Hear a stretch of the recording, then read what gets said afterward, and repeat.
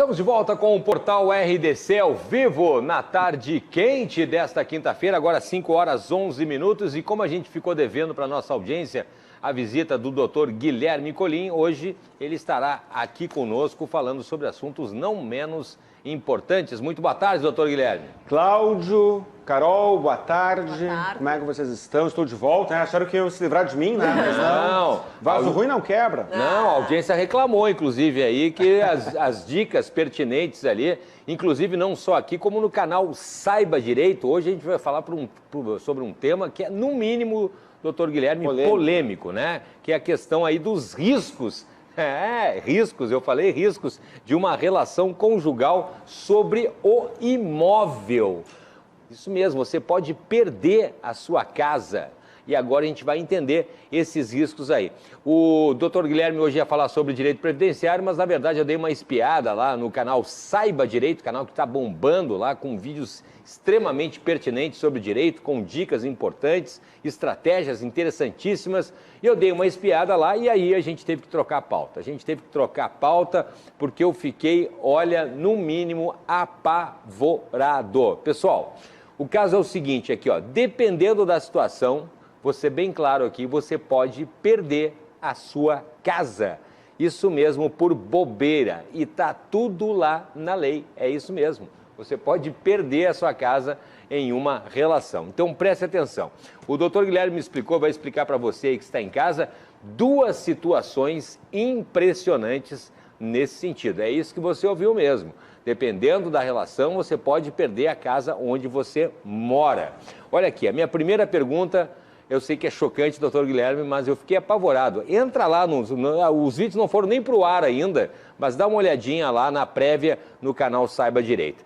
A minha primeira pergunta é a seguinte, o que é, doutor Guilherme, usucapião conjugal? Muito boa tarde. Boa tarde, Cláudio, mais uma vez. Primeiro, eu fiquei impressionado, porque normalmente as pessoas curtem os vídeos lá do YouTube, lá do Saiba Direito, depois de assisti-los, né?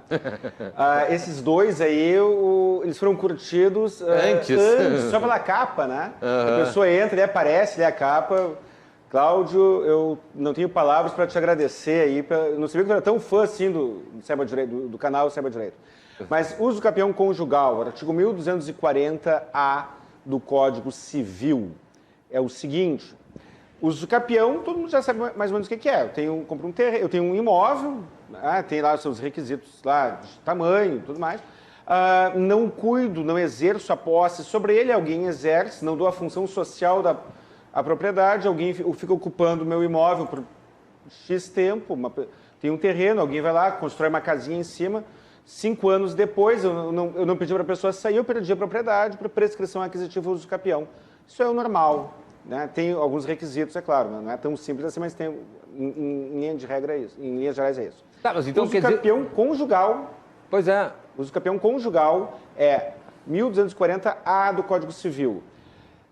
Depois de 2 anos, então o casal se separa. Pois é, me separei, eu quero dar uma força ali para minha companheira ali, a gente se separou, eu saio de casa e deixo ela ficar mais um tempo ali para dar uma força de boas. E aí? Porque tu quer ser camarada, ser né? Bacana. Pois é, se ela ficar 2 anos ocupando o imóvel conjugal após o abandono do lar, né? Expressão obsoleta essa, né? 2 anos ali, sem oposição, se o imóvel tiver não mais do que 250 metros, e se ela não tiver nenhum bem imóvel no nome dela, ela pode fazer o usucapião conjugal com base no que está na lei, 1240-A do Código Civil. Isso, ela ou ele, não tem discriminação de gênero aí. Então, qualquer pessoa saiu do imóvel após a separação, deixou outro membro da relação, pode ser o ex-marido, ex-mulher, ex-companheiro, ex-companheira. Pode ser uma relação homoafetiva, uma relação heteroafetiva, tanto faz. Ficou 2 anos lá ocupando, ela tem o direito de fazer o usucapião conjugal. 2 anos apenas. Tá ficando difícil casar ainda, doutor Guilherme. Tá, doutor, mas aí é o seguinte, significa que se o homem ou a mulher, né, seja qualquer um dos dois, se separa e quer ajudar, né, o outro, amparar o seu ex-marido, a sua ex-mulher, e deixa ficar no imóvel, ele pode perder o próprio imóvel tentando ajudar, tentando ser gente boa. Tentando ser gente boa. Isso aí é um estímulo legal à beligerância. Eu acho que eu vou mudar, eu tenho mudado de profissão mentalmente muitas vezes, Carol. Às vezes eu digo que eu vou largar a advocacia, virar youtuber, de brincadeira, coisa e tal. Agora eu estou assumindo o cargo de mensageiro do apocalipse. Por quê? Porque nós vivemos um período legislativo e jurisprudencial, e agora estou falando do legislativo, que é muito incoerente. Então, Carol, tu te separa do teu marido, digamos que ele não tenha outro imóvel em nome dele. Vocês se separam, companheiro, não sei, casado ou não estável, separa, mas aí tu consegue uma bolsa de mestrado e vai ficar 2 anos fora do país. Aí tu diz assim, fulano, a gente está separado, mas vamos continuar amigo, né? Tu fica aí no imóvel, reconstrói a tua vida, eu sei que tu perdeu o emprego, qualquer coisa do gênero. Ou seja, tu quer ser bacana com ele. Aí, ele tem, depois de 2 anos, uma opção legal de te sacanear, de pegar o teu imóvel e tá tudo dentro da lei. Que situação complicada. Olha, fiquei impressionado. E tá dentro da lei mesmo. Tá expresso. Quando acabar a entrevista aqui, acesse, põe no Google, Código Civil, artigo 1240-A. A redação original tem, o Código Civil tem o artigo 1240, e aí depois, acho que foi em 2011 que foi alterado essa regra. Então, para manter a organização dos artigos, o legislador colocou 1240 e depois 1240-A. Leia, está lá, 1240-A.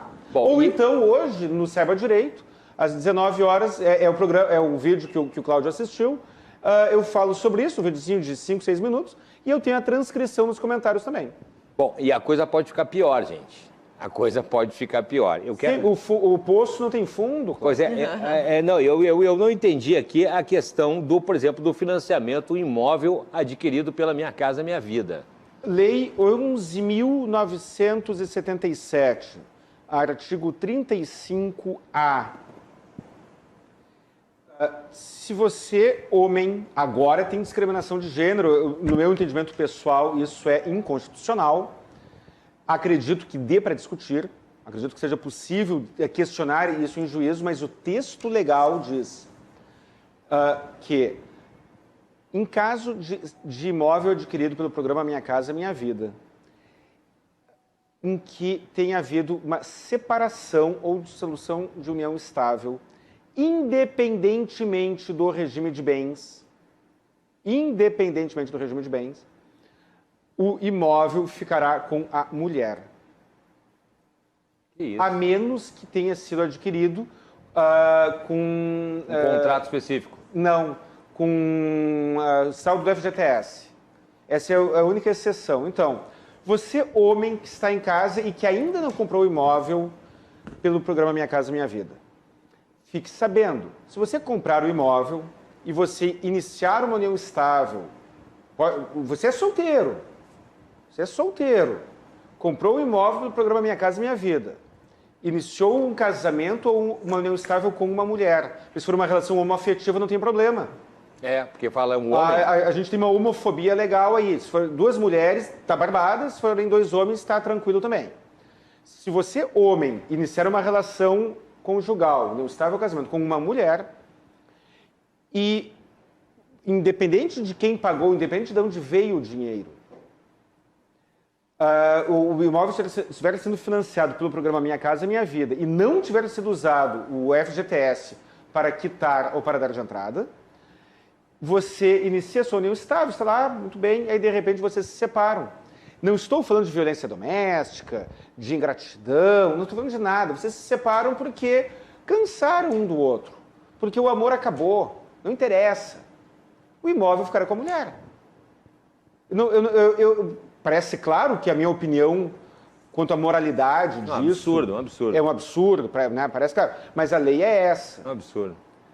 Você pode optar em não casar, você pode optar em seguir a sua vida de maneira a ser solteiro, ser celibatário, ser qualquer coisa do gênero, né? Isso independe se tiver algum tipo de violência doméstica? Independe, Cláudio.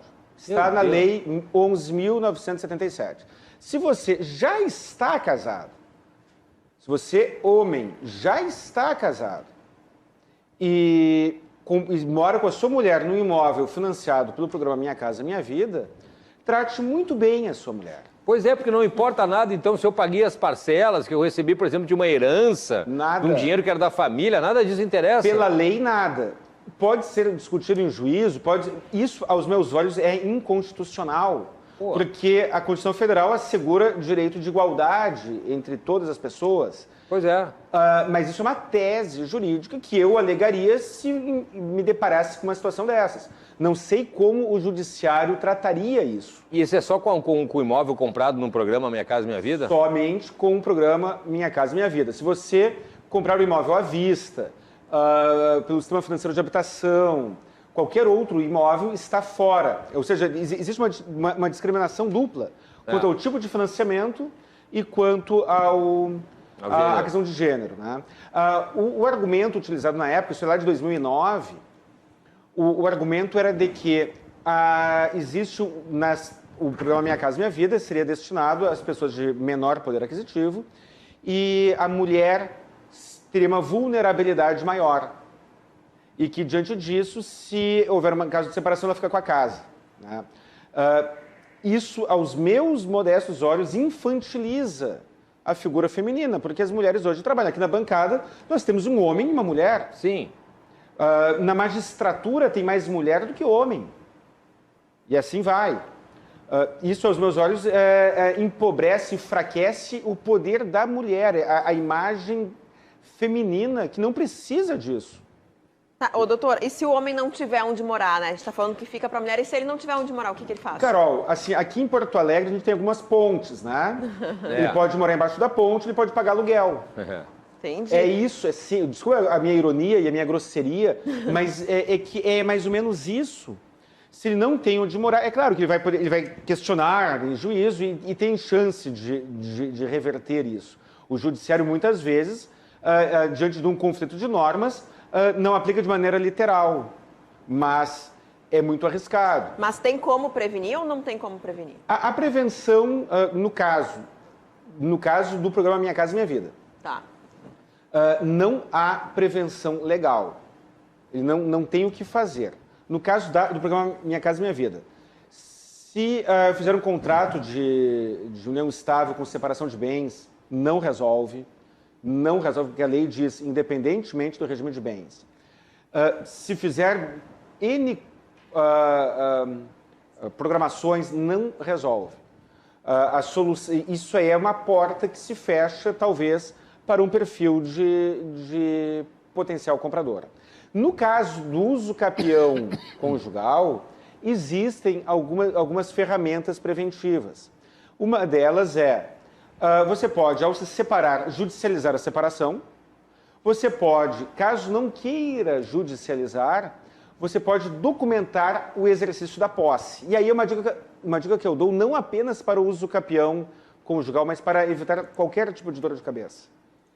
Colocar no papel, documentar o que está acontecendo.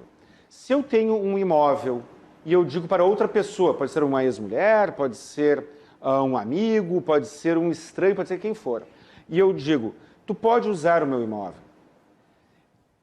Eu posso fazer um contrato de comodato. Comodato, traduzindo, o que é? É o emprestar alguma coisa. Eu pego alguma coisa que é minha e digo, tá aqui, é meu, continua sendo meu, mas você pode usar durante tanto tempo, ou durante tempo indeterminado. Isso é um comodato. Faça um contrato de comodato com a sua ex-mulher ou com o seu marido, no caso do uso capião conjugal. Contrato de comodato. Aí você estará protegido do uso capião. Aí sim. Agora, no caso do uso capião conjugal, se não tiver documentado, depois de 2 anos, se a outra pessoa não tiver bem, algum bem imóvel, você pode perder o imóvel. No caso do programa Minha Casa Minha Vida, as regras são essas. Se você é solteiro, já falei, repetirei mais uma vez, você é solteiro, você comprou um imóvel, está pagando e não quitou pelo programa Minha Casa Minha Vida. Você iniciou uma relação conjugal com uma mulher. Se Se você for uma mulher com outra mulher, não tem problema. Se você for um homem com outro homem, também não. Após a separação, a casa é dela.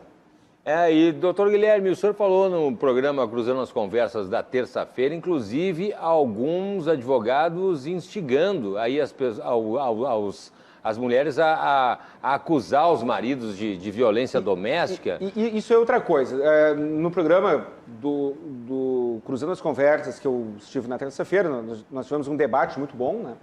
E nós estávamos debatendo sobre alienação parental e estávamos falando sobre as falsas denúncias. Sim, existem alguns advogados, existem algumas pessoas que têm a carteira da OAB, que vão em redes sociais, TikTok, Instagram, YouTube também, e apresentam a seguinte solução, que é a seguinte: você deseja se separar e a casa é do seu marido? Solução: cautelar de afastamento do lar. Porém, a cautelar de afastamento do lar pressupõe violência doméstica. Ou seja, quando eu digo, tem tal problema, peça tal coisa, formule tal pedido, eu estou dizendo, acuse-o de violência doméstica. Se você, mulher, acusar o seu companheiro, o seu marido, de violência doméstica e pedir uma medida protetiva, você tem chance de obter esta medida de afastamento do lar. Só tem um detalhe: a medida, ela afastará o homem da casa. Isso é um outro componente homofóbico, numa relação homossexual. Se uma mulher praticar agressão física ou psicológica contra outra, ou se um homem praticar agressão física ou psicológica contra o outro, ele provavelmente não receberá a medida protetiva. Mas isso é uma crítica à conduta da autoridade judicial e policial. Mas a medida protetiva não transfere a propriedade, ela apenas assegura a posse. E aí eu digo uma coisa: se você já sofreu a medida protetiva serve para preservar a suposta vítima, porque não tem contraditório, ela se dá de maneira unilateral. A medida protetiva ela serve para proteger a suposta vítima das supostas agressões. Para isso, é assegurado um distanciamento físico. Mas o STJ assegura o direito de cobrança de aluguel, ainda que proporcional, ainda que você seja dono apenas de parte do imóvel. Se um membro do casal estiver ocupando a totalidade do imóvel, o outro membro do casal que não estiver usando aquele imóvel poderá pedir arbitramento de aluguel. Então, se você em casa sofreu os efeitos de uma medida protetiva e foi afastado do lar, você não poderá voltar para o lar, não poderá voltar para aquele imóvel dentro dos limites da medida protetiva. Ok, mas você poderá pedir arbitramento de aluguel. Que Tudo bem. barbaridade. Doutor tem Guilherme, assunto, né? Olha, tem assunto. Vou chamar mais vezes aqui o doutor Guilherme, porque, olha, tem situações aí realmente que são discriminatórias na cara dura, como a gente diz. Pelo amor de Deus, ali não pode ser essa. Redes sociais, por favor, doutor Guilherme Colin. CRJ Advogados no Instagram e no Facebook. Meu Instagram pessoal, colin.guilherme, Instagram pessoal. Saiba Direito no YouTube, coloque lá no YouTube Saiba Direito, aparecerá lá um íconezinho branco escrito Saiba Direito em preto no meio. Acho que tem outros canais com nomes parecidos, mas o meu é o Saiba Direito. Já estou com mais de 200 vídeos. Esses dois vídeos que o Cláudio falou estarão indo ao ar hoje e amanhã, dia 18 e 19 de agosto. E telefones 51 32 28 12 19, o fixo, meu escritório, 51 999857991, o meu WhatsApp e o meu celular. Muito bem. Obrigado, doutor Guilherme. Doutor. A gente espera segunda-feira. Eu que agradeço, um grande abraço. Valeu. Segunda-feira estamos aí de novo. Estarei aqui na segunda-feira.